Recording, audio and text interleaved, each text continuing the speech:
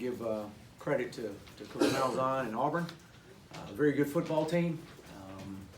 We knew that coming in. They're very physical. He's built a great program, and credit to those guys. And we knew they were very big and physical up front. So I thought our guys played extremely hard. We took two big, huge haymakers right out of the gate. We talk all the time about you can't give a great football team any help. We did that. But I will say this, I thought that once we stabilized and we went on a span there of about 32, 33 minutes to where our defense was playing exceptional. We gave up 3 points. I'd have liked to seen the momentum right before half. We were able to capitalize on some opportunities, and we were going to come away with some points right before half. But we challenged our guys at halftime that we needed to stop and to get the ball back to the offense to see what we could do, and we did that. We went to a 3-and-out. Again, it was kind of a credit to the way our defense was playing. We were able to go on a 17-play drive and come away with some points, which we could have got the ball in the end zone. But we were at least able to come away with some points. But when that happened, we had some momentum, and we gave two big plays that we couldn't get a stop, and they got two big play scores on us, and we're just not good enough.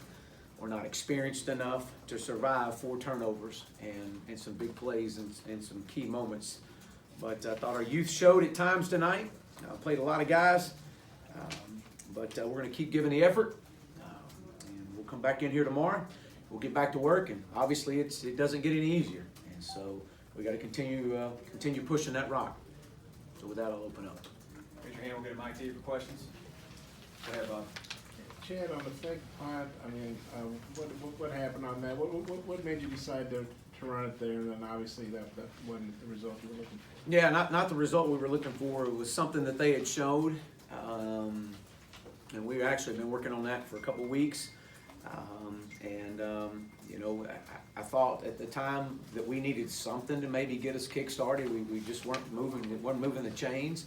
And maybe needed something to give us a spark. I knew we were going to try to have to steal a possession somewhere. Luckily, they missed a field goal, so that didn't hurt us at that point. But we were looking for anything to try to get a spark going. And the thing Sam did, I guess, the two-handed thing, it was just kind of weird looking. Yeah, it was just designed they had a full-on rush, and so we were to let the rush come and just kind of just a touch pass over the top, just a little like a basketball shot, just right over top with him running underneath it, and more of a screen line. So. Chad, what's the talent disparity between you guys and Auburn, and just the time frame you feel like that you can get your team competitive in games like this? Well, I think that they're very talented. The thing that is probably is more impressive with them is the depth that they have, especially on the defensive side of the ball. They've got great speed. I think their defensive front, as I've said all week long, is as good as I've been against. And then they're able to rotate in and keep guys fresh. So, I just think that we got to keep developing our guys that we have. We got to continue to recruit, and we got to go back to work one day at a time.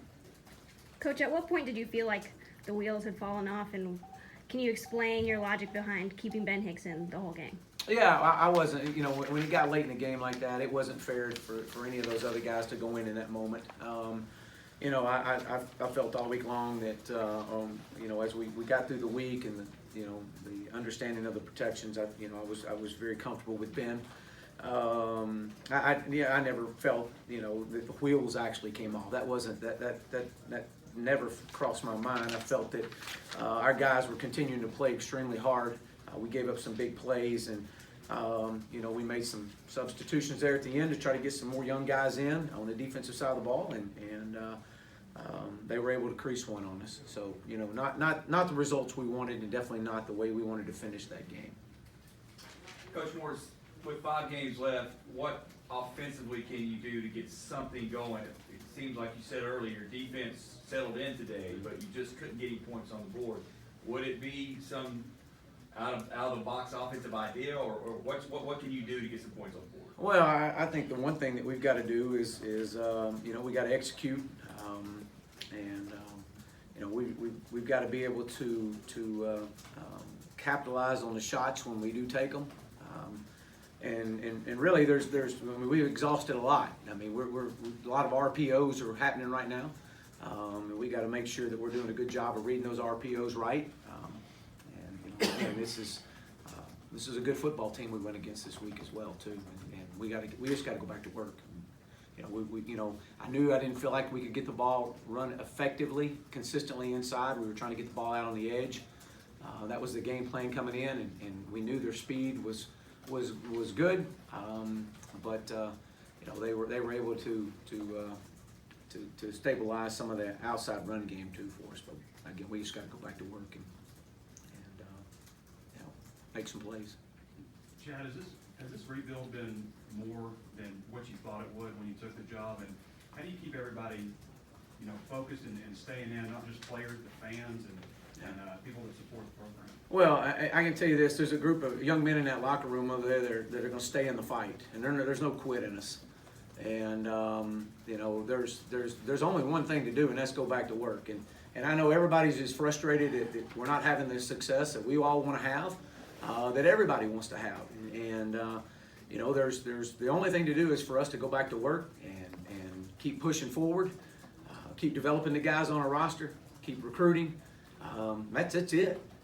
That's it. And I knew this was going to be, I knew this league was tough. It didn't surprise me. We've played teams in this league before. That's it. But again, it's all about how we play, not who we play. And I'll continue to stand by that. We got to continue to play better, to give ourselves a chance. We can't give an opponent a short field, a really good opponent, and making mistakes. You just can't do that. And and that's what we did. We did in the first half, and they were up 17-0 on us right there. But our guys never gave in, and they never quit on it. Yeah, Chad, I guess O'Grady would be a bright spot today. What do you think about his play today, and really what do you thought about his play all season? That touchdown catch, the guy knocked it out and then he caught it again. I don't think I've ever seen that. I don't know if you got a good look at that play or not. Well, I think we all know what kind of playmaker CJ is. And I think you look around, we tried to get the ball to our playmakers as much as possible tonight. Had a few drops, it was disappointing, but guys were giving effort. But CJ has definitely been a guy that's been consistent, and we just got to continue to find ways to get him the ball. Were Colton Jackson and Caps, were they injured, or do you just feel you need to make a change? No, they both got injured I believe it was in the first half. What's the prognosis for those guys? That I don't know. We'll go back in and reevaluate, and I'll get the report here in a little bit. Maybe too early to say, but you did play a bunch of young guys, some guys who you talked about playing, but really got some substantial reps. What did you think of those? Was that a result of Devin Bush leaving the team? Like, hey, we got to get some more young guys in there. No, absolutely not. Our plan was to try to continue to bring guys along and be smart about it. We don't want to burn a guy's red shirt if just to get a few snaps in. If we're gonna do that, then we expect this guy to play a lot. And so there's some guys that we're trying to hold, and some have gotten their 4 games in, some have gotten 2 or 3 of the 4. We'll pick and choose when we're ready to play those guys, but it was good. Eric Gregory got in and got some snaps today. Again, that's we've got to try to bring those guys along and develop the guys we got. Sully got hurt, I believe, in the first half, Coach. I don't think he came back. What was set ahead or something? Yeah, I don't recall exactly what it was. I mean, I think it was. I'll get the results here in just a little bit, but definitely we were able to bring Eric Gregory back in. Bring Eric in.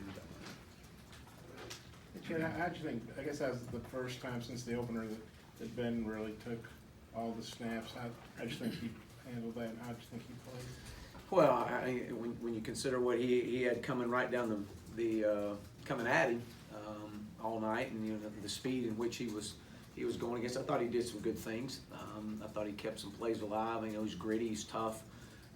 He knew exactly the protection scheme. We had some checks into some of their pressures that we actually hit and big play. And again, going back to some of the youth showing, you know, we got to get aligned, we got to get set out on the edge. And it was a big play that was called back to Rakeem. That was a check by Ben, and then the touchdown to C.J. O'Grady was a check off of the protection of the pressure that they brought. So I thought he recognized it well. He was communicating extremely well on the sidelines, and we just gotta keep making play. Got to make plays. I think it was O'Grady's first ever rushing attempt on that fourth down. That was something that did work. What did you see from that? How long have you guys been repping that? Well, we've been repping it. We actually repped it a little bit last year, and you know, again, we felt that we got into empty, that they would get into a front that would be a little bit softer for us, that we may be able to pick up a short yard right there with it. CJ played quarterback in high school and had taken snaps, and so we had been working that, and you know, it was good to see it work. And then you alluded to it's not going to get easier. You got to play #1 Alabama at their place. Just with what you guys are going through, how tough the challenge is that? Well, I mean, I'm not going to sit here and tell you that it's easy. There's none of this. No part of this is easy. But you know, there's no quit in us either. And these guys have an opportunity to come back and just get a little bit better every day. And that's all we can ask of our guys right now. I mean, that's kind of where we're at. And they're a very good program, extremely talented offensively and defensively. So we've got to go back to work, and we got to play better. Thanks, Coach.